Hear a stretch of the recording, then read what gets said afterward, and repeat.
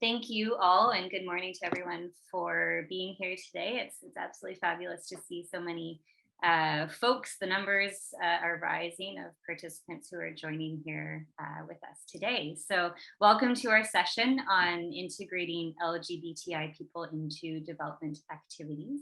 My name is Ali Bunting, and I'm the Director of Programs and Operations at CanWach.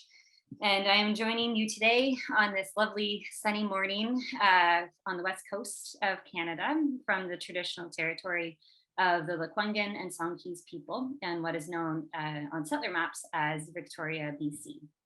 So I am originally from the territory of the Mississauga and Anishinaabe people in Ontario. And when I moved out here, I learned that Victoria, BC itself is covered by the Douglas Treaty, but astonishingly, 95%, approximately 95% of BC is unceded territory. And this means that the First Nations people never ceded land or legally signed away their land, either to the Crown or to Canada, which is to me an astonishing fact. So I live with that knowledge every day. I am a settler here. I am immensely grateful to live here and to get to live and play and journey through this land. And I pay deep respect to the Indigenous people from across BC who continue to stand up to protect the land, the waters, the fish, and the trees. Particularly close to me right now, there are Indigenous rights defenders and elders who are on the front lines to protect old growth forests from being cut down just a few hours away from me. And so with that, I pay deep respect to them, and I thank them for reminding me of my connection to the land and to nature at the same time.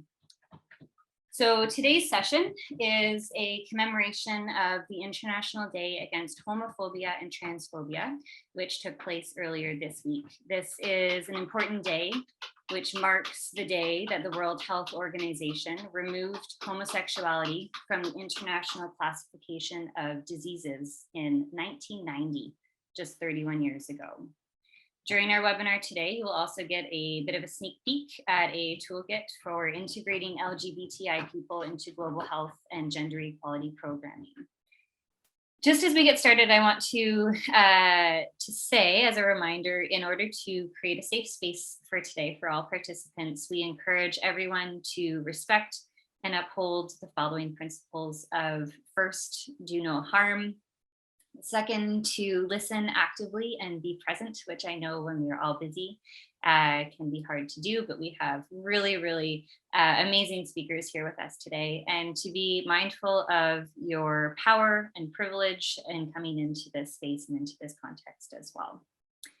So ultimately, during today's session, our speakers will be providing an overview of LGBTI populations, trends and data, health needs, organizational capacity and readiness to address LGBTI issues, plus tips on how to move forward. And I'm very excited that we today have with us Andrew Park and Matthyse. So Andrew is the former director of international programs at the Williams Institute, University of California, Los Angeles, a leading research center for the study of LGBT populations, and is currently a consultant for UN agencies and LGBTI organizations addressing issues of LGBTI human rights, data collection, and the Sustainable Development Goals. He has worked in Africa and Asia with local LGBTI communities to support their work advocating for human rights. Earlier in Andrew's career, he served as an administrative judge for the US Equal Employment Opportunity Commission and has taught gender, sexuality, and international development studies at several universities in the United States. And we've had the pleasure of working with Andrew over the past few months in developing the toolkit, which is shortly forthcoming. Liberty is the executive director of Gender Dynamics, the first registered organization in Africa to focus on the transgender community. Gender Dynamics engages in research, public education, and community mobilization to realize the human rights of transgender people in South Africa and beyond. Identifying as a trans non-binary person, they holds a master's degree in law from the University of the Western Cape and qualifications in business management from the University of Cape Town. I am So excited to have both of them here today to speak with us. And following their presentations in just a few moments, I'm so pleased that we will have also Elizabeth Dyke with us to moderate the Q&A session. So Elizabeth is a member of CanWach's Gender Equality Working Group and has been a health and social development consultant since 2008. Conducting evaluations, facilitation, capacity building workshops, research projects, getting ethics approval in country, and writing reports. The list of countries where she has worked is very long, and she's worked across various sectors too, including governments, NGOs, universities, and private industry. She's worked in HIV and sexual and reproductive health, maternal health, neglected tropical diseases, nutrition, gender and health management, information systems. So I'm so pleased to have these three experts with us here today. It's an honor and privilege to have Andrew and Liberty with us to share their rich knowledge and experience, and to have Elizabeth here to facilitate the exchange afterwards. So Andrew, I'm going to turn the floor over to you. Andrew will turn the floor over to Liberty. And following the presentations, Elizabeth will be on to invite questions from all of you afterwards. So with that, Andrew, over to you. Thank you, Ali, and thank you for the information on First Nations peoples. So I appreciated that. And thank you for doing this to CanWach. Canada is always a leader globally in the field of LGBTI issues. And sometimes in a quiet way and sometimes in a very visible way. And it's good to have more Canadian organizations kind of attend to these issues that we're talking about. Let's see. So as you know, today is, well, not today, but this week is Idaho or IDAHOT week. It's the commemoration of the depathologization of homosexuality. And what I thought actually I would do, let me go back, is, we're doing this in a part to introduce the toolkit that will be issued. It's still being edited and preparing for printing, and it's going to have sections on issues related to barriers to healthcare access, kind of primary healthcare needs, specialty healthcare needs, sexual and reproductive healthcare needs of sexual and gender minorities. It's also going to have a bunch of resources and a style guide that talks about how to use which kinds of terms for the LGBTI community. And I'm going to get to that in a second. But what I thought might be useful to start out with a very kind of macro level. So in about 40 seconds, I hope to give you the global history of the LGBTI movement. And I think this will put in perspective where local community organizations are and where they are with regard to development activities, data, and engaging with the Sustainable Development Goals and other development policy. So it starts out with the Universal Declaration of Human Rights. And this is a very interesting thing, because if I were doing this for the World Bank or something else, we would start with the Bretton Woods Conference. The LGBTI movement is firmly ensconced in the human rights framework, which was kind of given a little jumpstart in 1994 when the UN said, in the case regarding Tasmania, the state on the south of Australia, said that LGBTI people, or specifically same-sex couples, had a right to privacy, and the UN invalidated the prohibition on sodomy in that country. Nothing happened for the next 2 years until South Africa had the first constitution in the world to recognize LGBT people. And then again, nothing happened. Every attempt at bringing issues up at global fora were kind of laughed at, just pushed off the agenda until 2003, when Brazil brought up the issue of LGBTI rights at the Human Rights Council. At that point, it was called the Human Rights Commission. And this was the first time it was taken seriously. And it was taken seriously because it was a global South country. It wasn't yet again Norway or a global North country that brought up the issue. Brazil had credibility. And at that point, people were starting to take the issue seriously. So people asked across the world, okay, if there are human rights for LGBTI people, what does that mean? What are the human rights for LGBTI people? And that question produced a process where people looked at all the treaties, priorities, the Universal Declaration of Human Rights, and synthesized it into one document that became the seminal human rights document for the LGBTI movement globally. And that was called the Yogyakarta Principles in 2007. And so you'll see references to the Yogyakarta Principles anytime you look at anything. They've been adopted by governments. They're referenced in 27, I think, different languages. They are the basis of training for police departments locally throughout the world, for ministries of health and justice. Then in 2017, a few things have changed. So now we have the Yogyakarta plus 10 principles.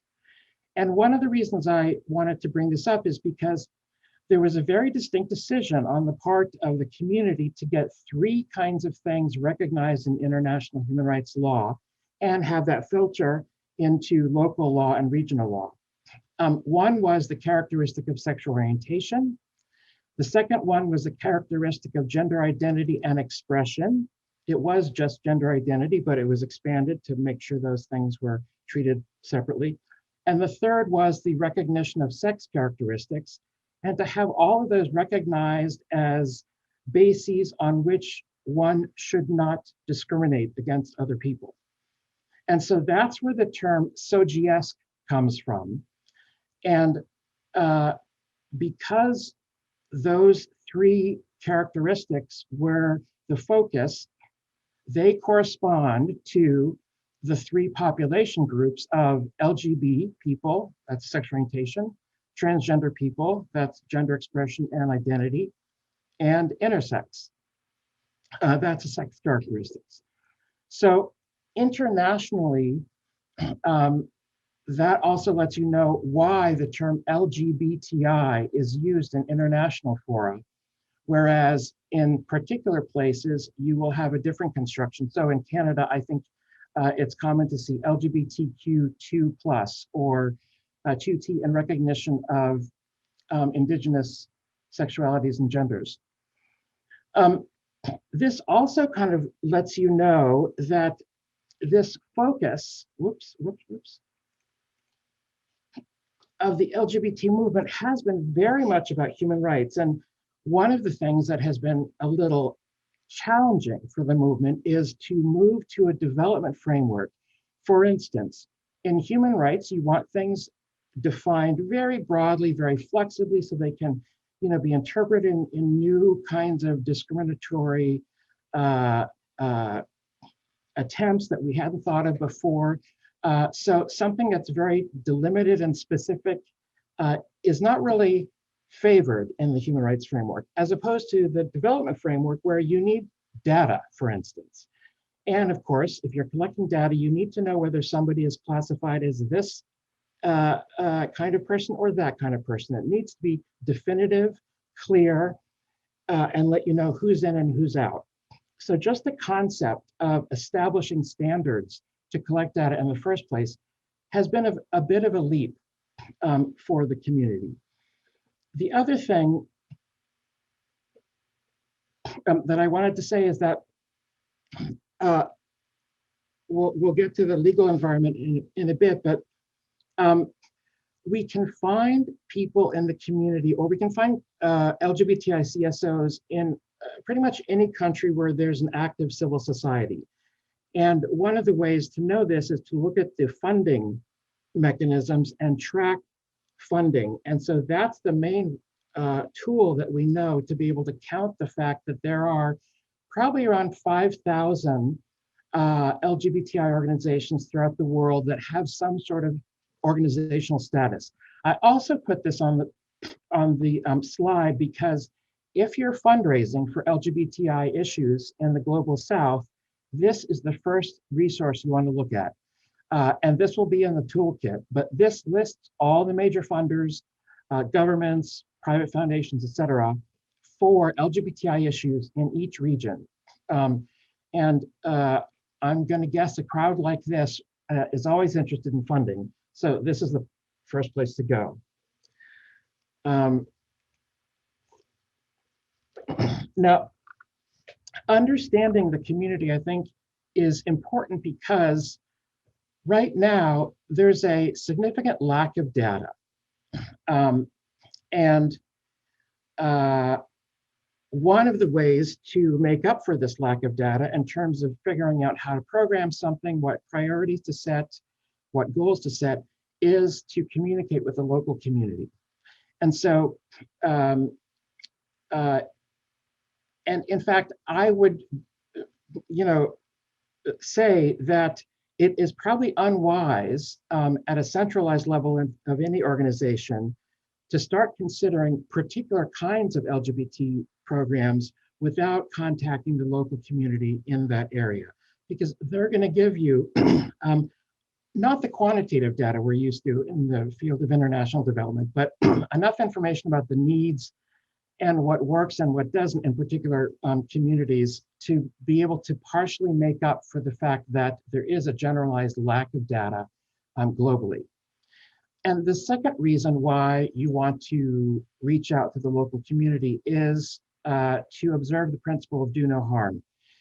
And let me say that about 15 years ago, when around 2003, when Brazil started talking about this issue at the UN and things started being taken seriously, there was a wave of pushback. And that wave of pushback involved attacks throughout the world on LGBTI groups. And there was just a cluster of violent attacks, murders, invasion of offices.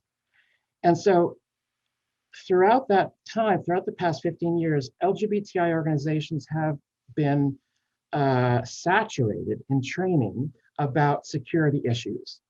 And a lot of this training has been forced on them by funders, frankly. But one thing that you can count on when you deal with LGBTI groups is they understand the security context. They have talked about a strategy that's right for their community. And so if there's any concern about whether interacting or doing something with the local LGBTI community will raise visibility in places of high hostility or will put a particular facility or an activist at risk, the very best people to answer that question are the local LGBTI groups, because they've given this thought before. On the screen, you have just one example of, I guess, the International Protection Desk manual on LGBTI defenders. But there is no LGBTI group in the world, practically, that has not done a lot of thinking about security issues. So at this point, they are the experts. Now, so where we are now is we're just beginning globally the process of having LGBTI activists shift from a focus on legal protections and norms to incorporate also a focus on all of these things. And the UNDP is trying to assemble data for an index, the LGBTI Inclusion Index, based on these 5 things. And this is one global effort that's bringing it together. I have to say that the chief economist that's in charge of gathering data for this index has said a few things that I think are important to note. One is, there is no country in the world, except for Canada, that has a question on sexual orientation and gender identity on their census. I would say about a dozen countries have these questions on other kinds of national surveys, national health surveys, adolescent behavior surveys, and probably 24 countries have it on kind of a one-off survey. But there is so little data that she was telling me that with regard to lesbians, there is zero data from any developing country in the world that is nationally representative on any of these issues: health, education, violence, economic well-being. There's a little more data on gay men because of the study of HIV, but a lot of it is really awful. And even less on trans people. Okay, so now we're gonna kind of, no, not that one. Now we're gonna kind of drill down, because from what I understand, the CanWach folks are very much into data, and you know, a lot of this is stuff that people already know, but on a micro level, on an individual level, we're dealing with the concept of sexual orientation, and that is, of course, made of identity, behavior, and desire. So I'm now switching to how to figure out what is the sexual orientation, gender identity, or intersex status of an individual. To talk about sexual orientation, we can talk about it in any one of these ways, but the important thing to remember is this: there is no correspondence between identity and behavior. In other words, if somebody identifies if somebody discloses that they've engaged in same-sex sexual behavior, that says nothing about their identity. It's statistically just absent. The other way around, it's a little more of an indication. If somebody discloses with an orientation that is a sexual minority orientation, say they're lesbian, gay, or bisexual, that's a clue that they probably have engaged in same-sex behavior. But again, data from the global north tell us that probably a quarter to a third of all women who identify as lesbian have also had sex with men. So there's less of a correspondence than you might think. These are numbers that are gathered from the very few representative surveys there have been, but and I would say these are numbers that one would not be surprised to see if there were more surveys elsewhere. So in terms of people that self-identify as LGBT, it's 2 to 5% of the population in, like I say, mostly globally north countries with lower levels of stigma. In terms of behavior, 12% would be reasonable to see somewhere in terms of people who have engaged in same-sex behavior. That's probably higher for women. It's also very much higher if you include adolescents, particularly in places where educational systems are sex segregated. In India, for instance, there was one survey that went up to 40% of men had had a same-sex sexual experience, but that was in school when, you know, in boys' boarding school. And then, of course, the desire component, a large portion of people have experienced desire. But again, what this tells you is that if you're dealing with health issues, identifying people by self-identity is going to be insufficient to capture all the people whose sexual behavior is with other people of the same sex or gender.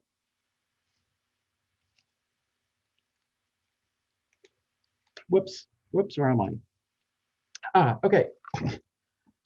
So for gender, it's a little more complicated because, and it's getting more complicated, but the main questions are for gender: what was a person's gender when they were born, as informed to them by people that cared for them, or as indicated for them by their birth certificate. So we call this gender assigned at birth.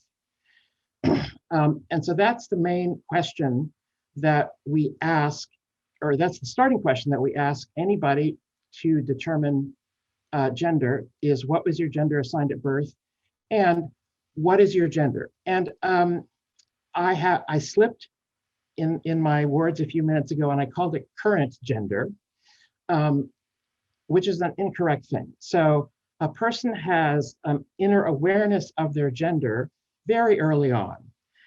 And so let's take a famous person. What is her name? Caitlyn Jenner. She's the one who won the Olympic decathlon medal and was on the cover of cereal boxes. I'm older than some of the people around here. Caitlyn was assigned male at birth with the name of Bruce Jenner. But when I refer to somebody who's transgender, I always refer to them in their current gender, even when I'm referring to earlier portions of their life. So I would describe when Caitlyn won the decathlon, I would describe that as a time before her transition. But I would say she won the decathlon. I wouldn't say, she won the decathlon when she was a man. So that's why we talk about gender assigned at birth, because we don't want to link gender to biology at birth. All right, so what I'm going to do is I'm actually going to show you what Canada is doing, which is gathering data about the Canadian population using a two-step question. And this is probably the best practice that you can use globally because other practices haven't been developed, frankly. But this is based on two questions. What was your gender assigned at birth and what is your current gender? And this allows Canada to group people into three groups: women, including women who are cisgender, women who were born and had a female gender assigned at birth, and women who are transgender, women who had male gender assigned at birth. Same thing with men, same thing with non-binary. So one of the points to this is to show you how this data gathering works, and also to make the point that, remember, many transgender people do not identify as transgender, they identify as male or female. So simply going by current gender identity doesn't tell you whether that person is transgender or cisgender. So this is kind of a way around that. And this is a way around that that avoids having people to name their gender, because Canada did try that 4 years ago. And I think there were something like, I don't know, there were at least a couple hundred different genders that were named in that test of the Canadian census. And it just became unworkable because people had too many identities, it was too many subgroups. A lot of them didn't have enough data to make it meaningful. So that's gender identity. Now, if you ask people about their gender and compare that to their gender assigned at birth, you come up with a figure that's about 0.3 to 1.8% of the population. And again, this is highly variable. And one of the main things that we see just in a stark way is that this number goes up as stigma goes down, much more so than sexual orientation. And so that 1.8% number has come from places outside of the global north, but still, we don't have much data from Asia, and Asia is where the trans stigma is the lowest. So I just wanted to show you this because if you were to plot all the populations in a Venn diagram like we did for sexual orientation, this is what the gender identity one would look like. The bubble on the left are people whose inner identity is different from the gender assigned at birth. And on the right is people whose outward expression is different from gender identity assigned at birth. And in the middle there are people whose identity and expression is different. Liberty is going to talk about the different ways you can transition, but this illustrates that expression is not necessarily identity. All right. Another thing that I wanted to point out about the trans community is that it is vastly diverse, and much of the diversity comes from indigenous identities. And so here are three examples. And so you see somebody from Nepal here. Nepal was the first country to recognize a third gender in 2011. It was followed somewhat quickly by India and then eventually Pakistan. But so here's somebody who is their gender on their identity card is T or X, depending on which office filled it out, but it's not M or F. And yeah, Nepal and India have very similar populations. And I just wanted to give this as an example of the social placement of indigenous trans identities.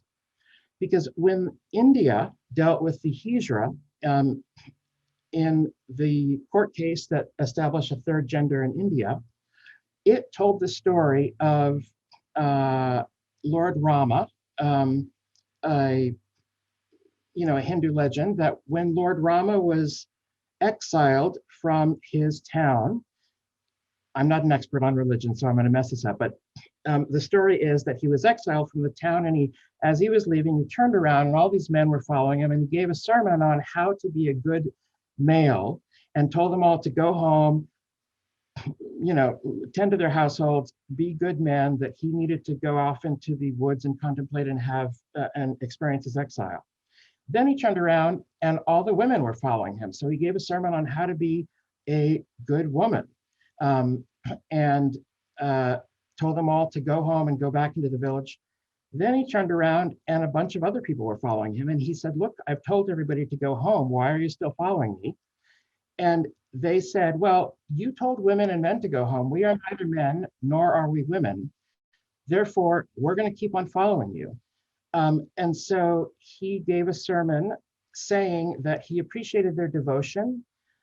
He used the word hijra.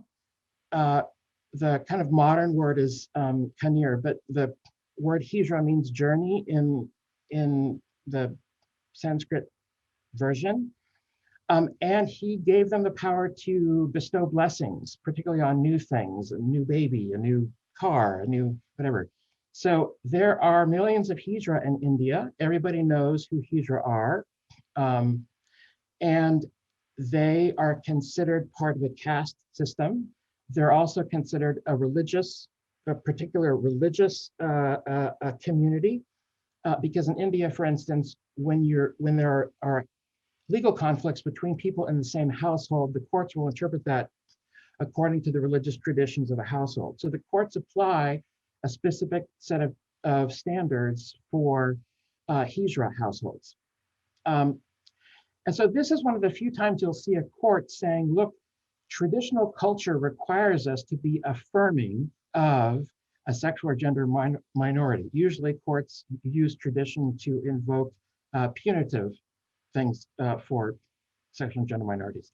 This is just an example of the bill passed in Pakistan, which is one of the best bills in the world in terms of its standards for transgender people.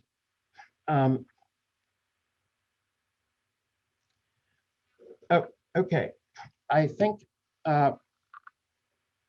Liberty may be coming on the call. So let me just finish it up with intersex folks. Now, intersex is based on the recognition that one should not discriminate against other people based on sex characteristics. Everybody has sex characteristics.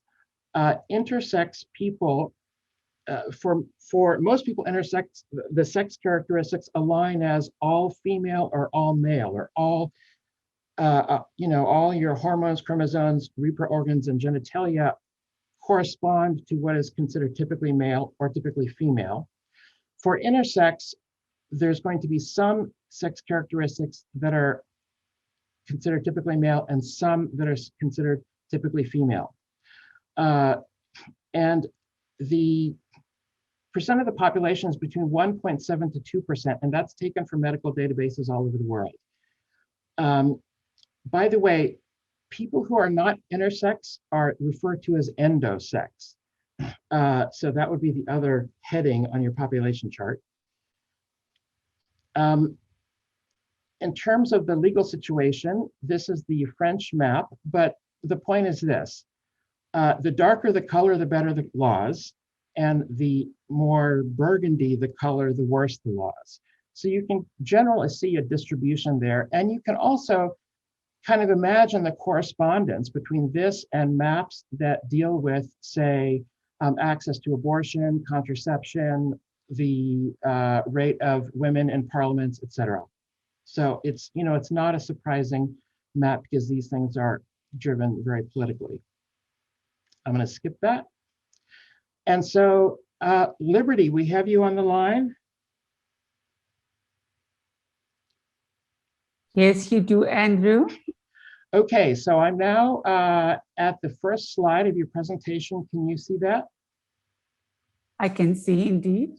Okay, so let me introduce Liberty, the Executive Director of Gender Dynamics, a very well-reputed organization in Africa, the oldest trans organization, certainly in Africa, but amongst the oldest in the world, because it's a relatively recent set of communities that have popped up. So Liberty, why don't you take it from here and just tell me when to advance the slide. Certainly. Thank you so much for the introduction, Andrew. And greetings, everyone. Apologies for joining late. I was just in another session, which I had to leave a little bit earlier than anticipated, but I'm glad to be here. So my name is Matthyse, pronouns she, her, hers, as well as they, them, theirs. And then Gender Dynamics, as Andrew has outlined, is the oldest registered organization on the African continent, and we pride ourselves in being a trans-led and a trans-specific human rights organization.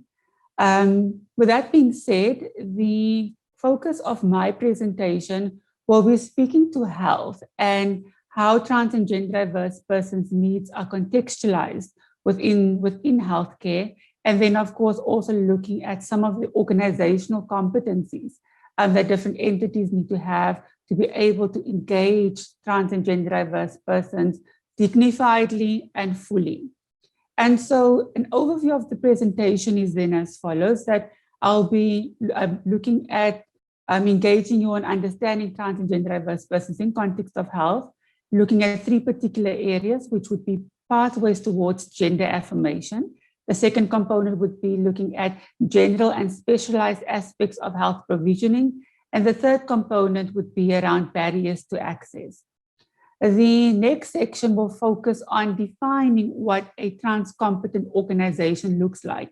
And here we're going to be touching on 3 key pillars, which would be a policy pillar, practice, what we do as organizations and entities, and then of course the infrastructure that holds us on a day-to-day basis. Andrew, you can skip. You can click. Thank you. Again.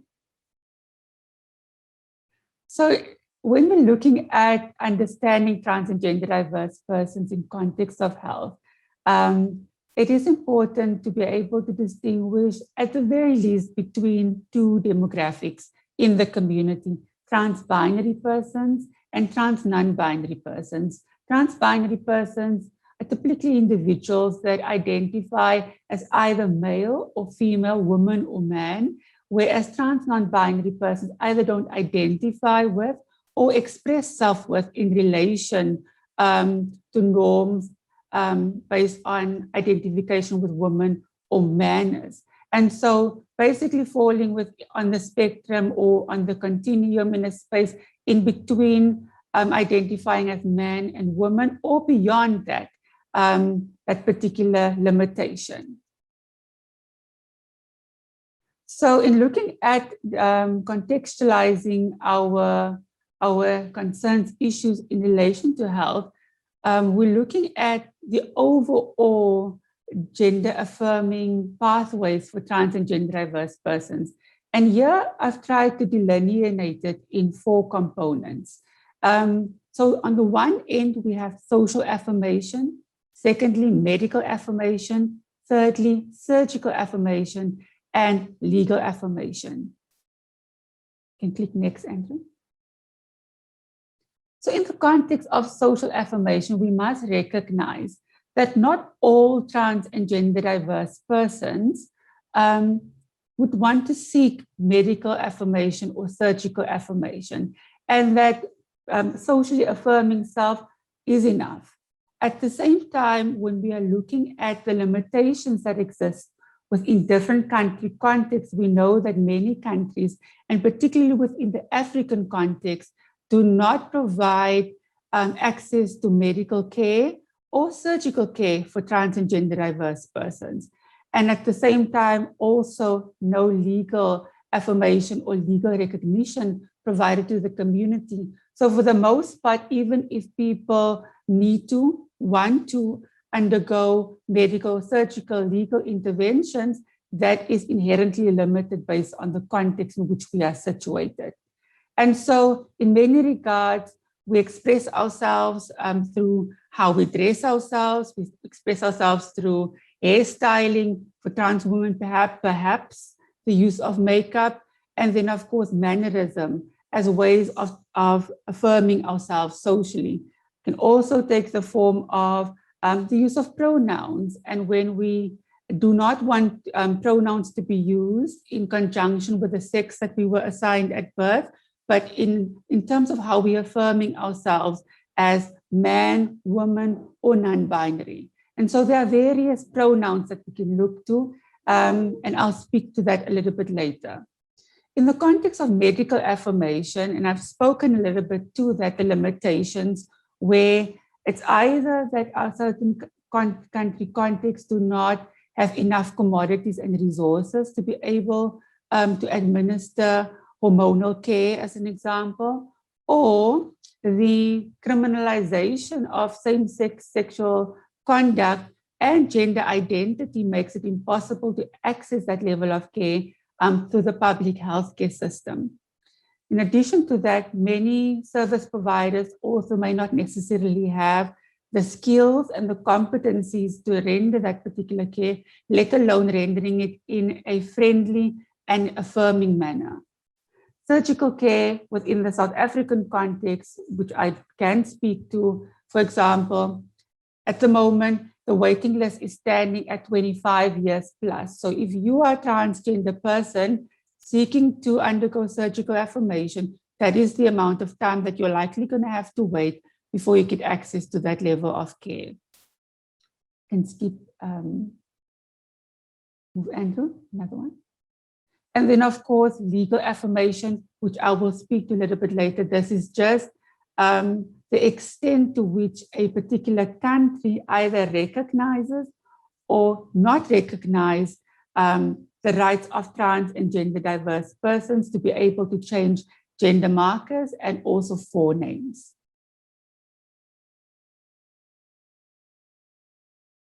So if we're looking at the different aspects of general and specialized healthcare provisioning, we know that healthcare matters for trans and gender diverse persons from a general healthcare perspective. Just going to the doctor on a day-to-day basis for a cough that you might have or an ailment that you might have.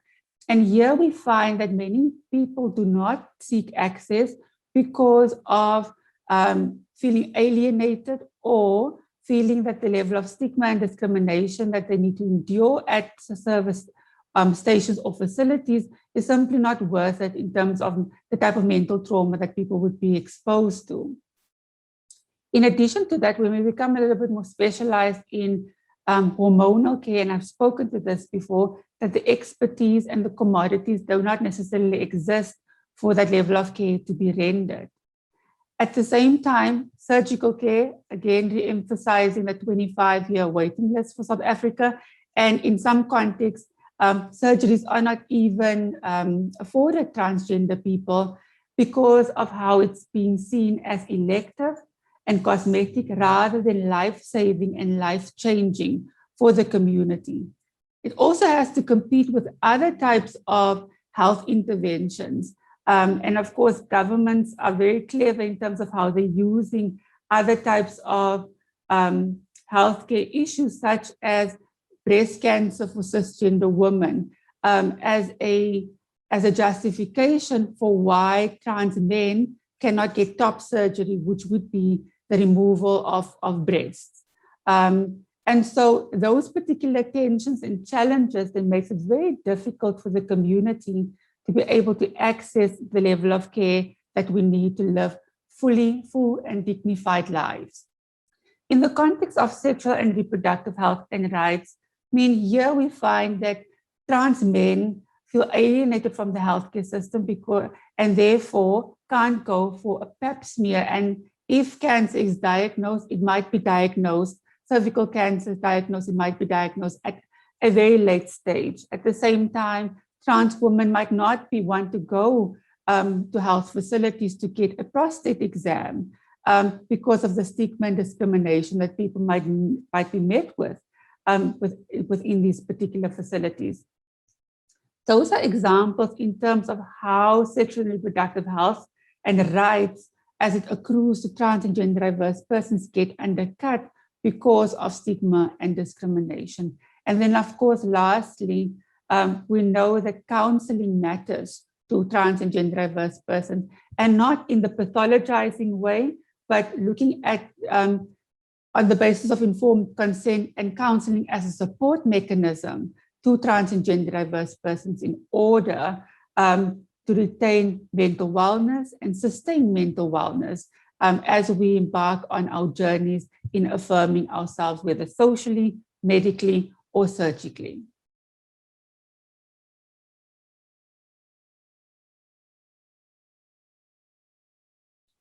Thanks, Andrew. And so I've already spoken about many of the barriers that we are experiencing when it comes to accessing health. And on the one, when we're looking at the spotlight there, just the sheer level of stigma that we have to endure based on how people isolate us within communities, and then, of course, subjecting us to mental trauma through how we are isolated from the very communities that we look to for our support.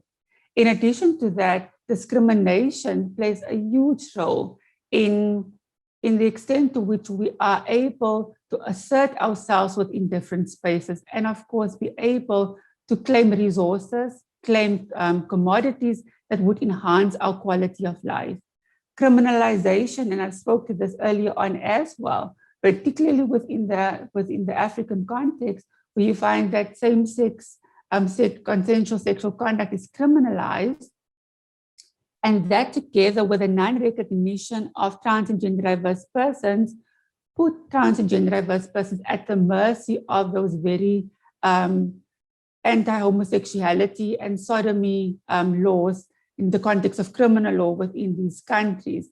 There's also other laws such as gender impersonation, whereby trans people can be criminalized for dressing in ways that are not necessarily deemed to be in alignment with the sex assigned at birth, and society frowns on that. You can be criminally charged for that within these different contexts.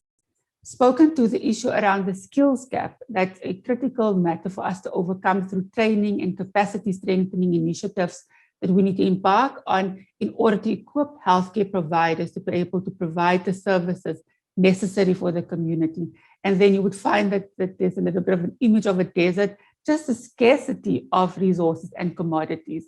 I mean, Africa is known for under-resourced healthcare facilities.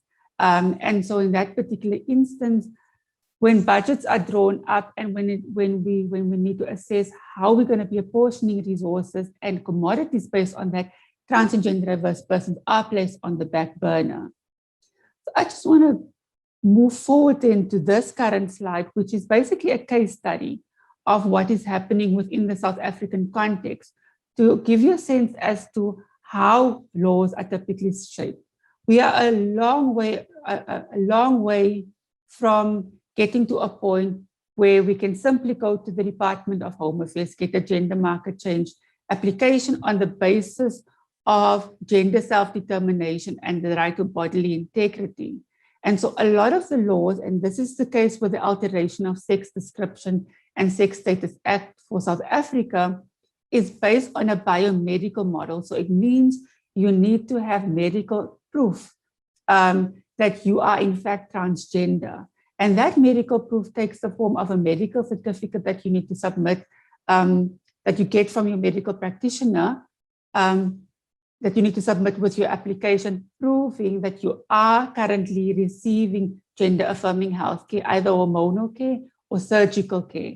At the same time, you need an additional medical certificate that needs to corroborate the authenticity or the correctness of the first medical certificate, which is a huge problem again in context where gender affirming healthcare is not available, because if it's not available, it means you cannot exercise the rights that accrue to you within law. In addition to that, we find that applications that's supposed to take 6 weeks, like in the South African context, takes up to 2 years to be processed. And that is the reality that our communities are faced with. For trans non-binary people, we also struggle because people are not, there's no recognition beyond the binary conceptualization of gender and sex, which is typically male and female. So non-binary people have no other recourse but to choose one of these gender identity categories, which is a problem because it means the law does not recognize people for who they truly are. And then, of course, when we're looking at children, a lot of children are left at the mercy of parents because they require parental consent before they go on to gender affirming healthcare, hormonal care, or try and access a legal gender market change. And so part of the advocacy is really around how do we understand the challenges and the trauma and the negative experiences that minors have to live through on account of those limitations in the law and in healthcare. And so how do we advocate at the same time for more opportunities to exist for minors to be able to exercise agency and autonomy to claim self? And so lastly, just to get to the point of what do organizations need to embody in order to speak to the needs of trans and gender diverse persons. And you'll be looking at both internally in terms of your policy framework, but also externally in terms of the beneficiaries of the programs. It's important to put in place anti-discrimination mechanisms that can safeguard LGBTQ plus people from discrimination within the workplace or from discrimination at frontline spaces where they are going to be recipients of resources or services of an entity. It is important to expressly mention LGBTQI plus persons within these policy frameworks because recognition in that particular instance does equate to protection because that is something we can affirmatively draw on. And then, of course, when it comes to the benefit structure and what accrues to employees, it's important to look at the very particular needs that trans and gender diverse persons has in defining that. If I draw on an organization such as Gender Dynamics and our attempts to better respond to the needs of trans employees, what we have done, for example, is to put in place a gender affirming healthcare benefit where we know that healthcare is inaccessible within the public healthcare system for communities, or it's strained.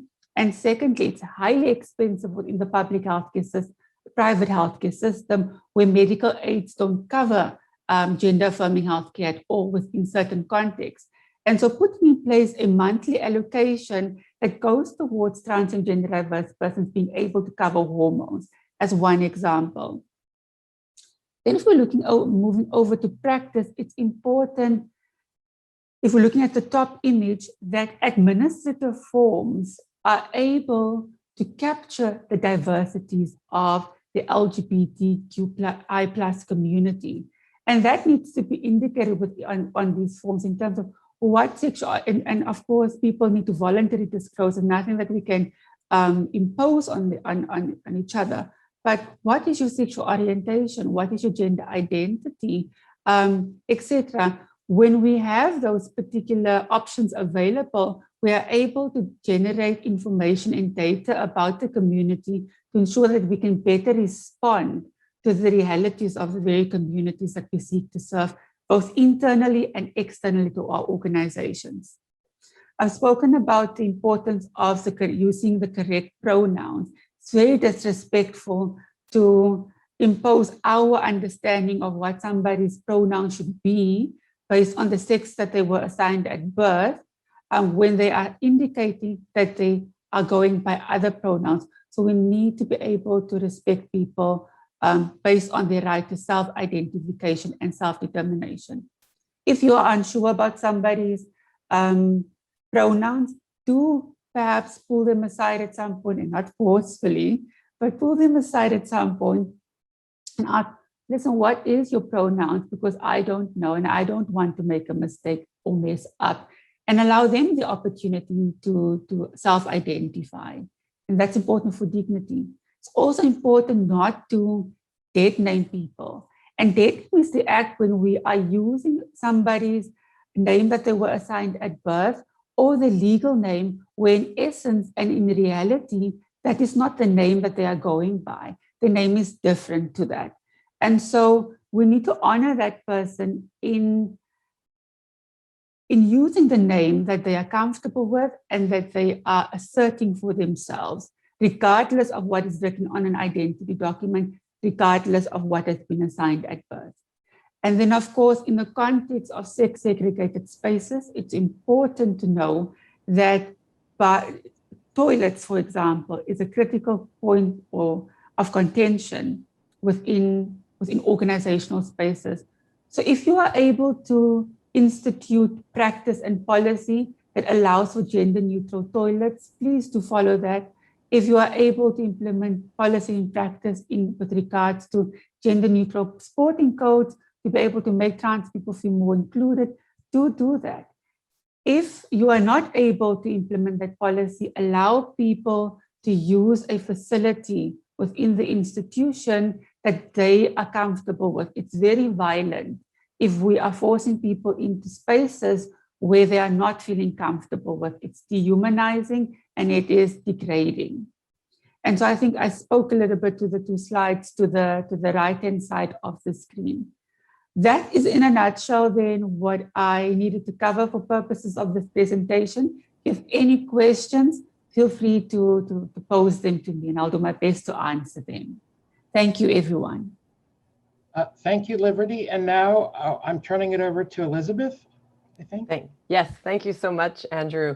So thank you so much, Andrew and Liberty. I think both of your presentations were an excellent way for us to contextualize and to start more of our thinking around these critical areas, and also really thought it was very important, Liberty, your last slides in terms of ensuring a competent organization. So I think working within our own organizations, as well as continuing to work in Canada, you know, as Andrew says, we've advocated for a long time for those questions on the census. So very glad when I filled out my census last week to see those questions. So I think there's obviously, we still have a lot of work to do. We have the question and answer open, so please feel free to put your questions in the question and answer. Et si vous voulez poser des questions dans la langue officielle de votre choix aussi, y compris dans la Q&A. And I want to maybe just open up the questions while we're waiting for people to ask my own question.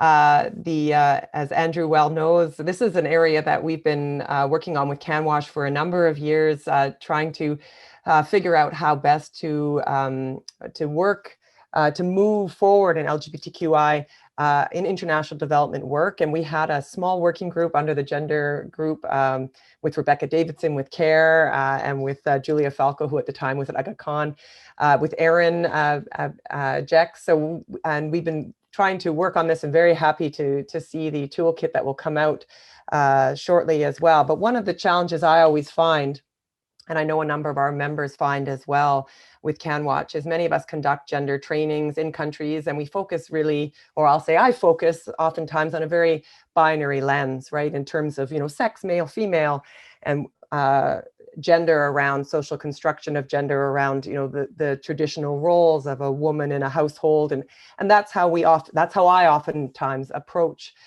because that's where we're at in many cases. And trying to better figure out how we can shift to be more inclusive in our trainings while also acknowledging the legal frameworks, as you pointed out, Andrew, and security challenges in some countries where we work. So I know that's a difficult question, but one maybe I'll open up with while we wait for others' questions to come in.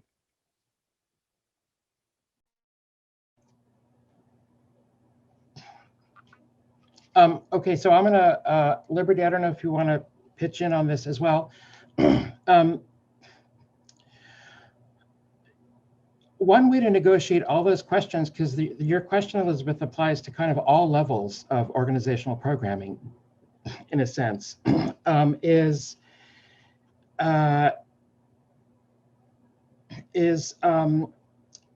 have a particular person in an organization who is the LGBTQI advocate.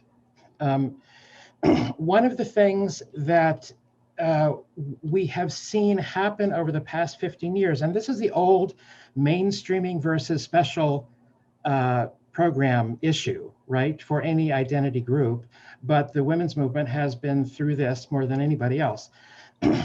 What we have found is for groups whose mission currently does not include LGBTI issues, if what you do is give 3 people 30% of their time should be devoted to LGBTI issues, then LGBTI issues kind of drop out. It's always the second thing people want to talk about.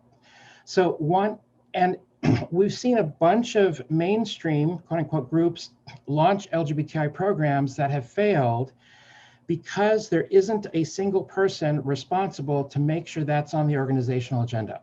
So one thing is to make sure that there's at least one person who's going to raise it at the program meeting, the evaluation meeting, the board meeting, whatever. And I think, local version of that for groups that work locally on the ground is the same thing. There should be one person who's expected to raise the issue and who's expected to have enough knowledge of the issue in the local community, either have it or gather it, that can happen. In terms of breaking into frameworks that are very, very binary, I've got to say, that's tough because you do want to have programs for women who are living in households that are headed by men, and you want to tailor programs to that kind of household. So you don't want to get rid of programs that apply to people living in a binary gender role. What I would say is that if an organization then has at least one program in addition to those other programs that deals with LGBTI issues, what's going to happen is that organization-wide, in that little group on the ground, you're going to be able to have the discussion about how to have the binary programs continue to operate in a way that's productive, or it may be a faith-based program where you're doing work at a large congregation that meets every Sunday, and it would not be wise maybe to do certain LGBTI things in that context. But if you have someone in the organization that's working on this, whose job it is to kind of help infuse the rest of the organization with those concerns, then you're more likely to find a way to make sure you're not doing the binary stuff in a way that's damaging, but is reflective of people's lived experiences. Great. Thank you so much, Andrew. Go ahead, Liberty.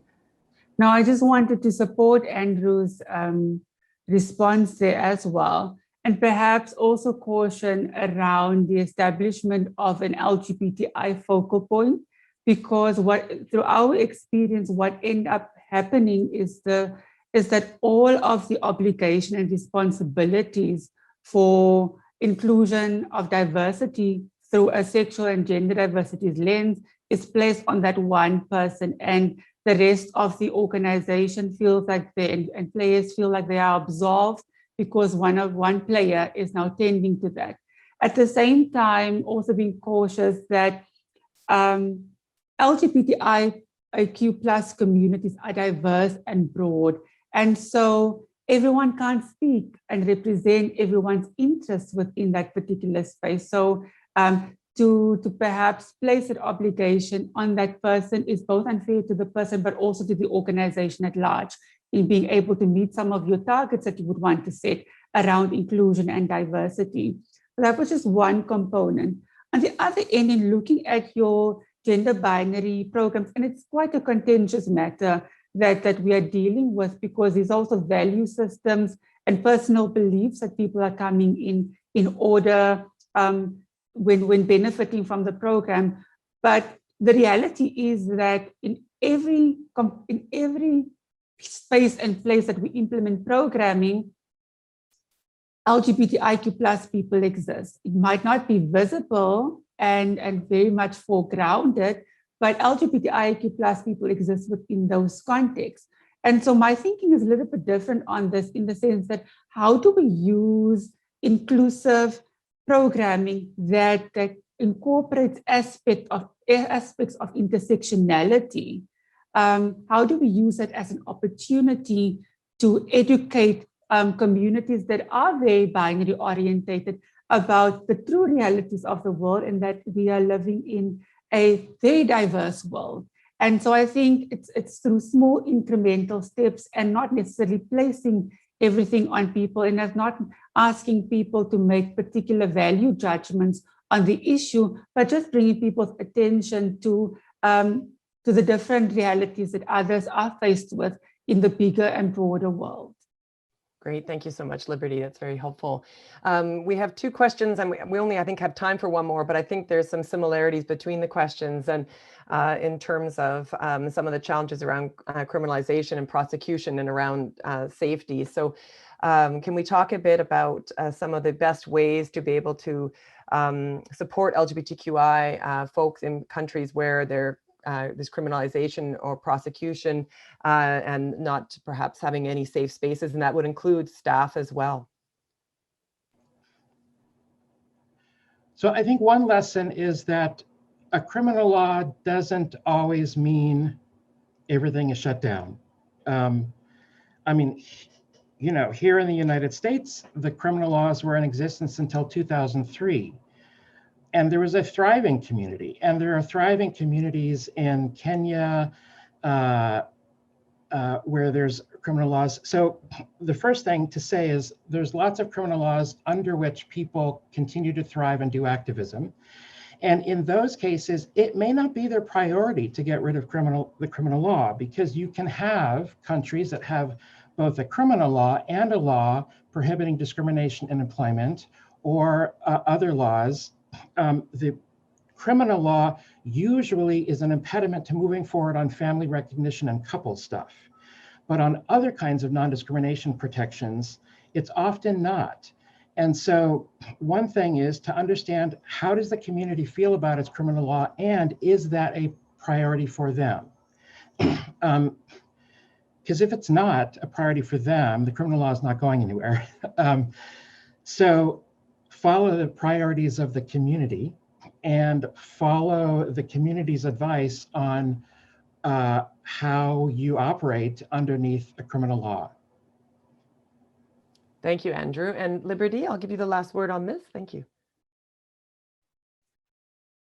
I think for me, it's important to identify safe spaces, and also organizations that might specialize within advancing the rights and the interests of LGBTQI plus communities. They might be better placed to provide some advice also in different in-country contexts on these particular matters. The absence of criminal law does not necessarily translate into people being free within those contexts. And I think that is echoing what Andrew has said, because it's just one step towards liberation. And the road to freedom is a long walk, as we all know. And so that is an important consideration. So people might be coming with human rights violations in different instances that needs to be addressed outside of the confines of the criminalization of same-sex consensual sexual conduct and gender identity. It's also important to consult with somebody that has been perhaps the subject of violence, discrimination, around how they would want to take the matter forward. It might not be in their best interest if a matter is taken forward to the extent where it's visibilized, for example, in media, because then that might expose them to greater violence. And from our experience, that is what has happened, where certain organizations have been persuading LGBTIQ plus individuals to speak to media outlets, whether intentionally or unintentionally, and that has subsequently led to greater violence, stigma, and discrimination that the person has been subjected to. So consultation with the individual is key, and also consultation with other organizations that specialize in doing this work at an in-country level is also key. Thank you so much, Liberty. I think that importance of consultation and engagement is so critical. And I'm sorry we're out of time. I'm going to pass this back to Ali, but I know this is going to be an ongoing discussion, ongoing engagement, and looking also forward to the tool as well. Over to you, Ali. Absolutely. Yeah. And I just have to give such a big thank you to Liberty, to Andrew, and to Elizabeth for being here with us today and for sharing their insights. It was a fast hour and 15 minutes. It has flown by, but thank you all so much for taking the time to be here with us today. I think the conversation could continue to go on for hours, and I hope that the months ahead will bring a lot more conversation to be had. So thank you all for being here with us today, and thank you for all the participants for showing up and for your engagements and questions and contributions as well. So just as a reminder to everyone as we sign off here, that the toolkit that we have been referencing, that Andrew and Elizabeth and the Gender Equality Working Group have been working so hard on, is almost complete and will be available shortly. So please make sure to check our next newsletter in June. You'll see it there. And with that, we'll wrap up for today. But just a big thank you to everyone. Thank you, Liberty. Thank you, Andrew. And thank you, Elizabeth. With that, bye, everyone. Thank you very much.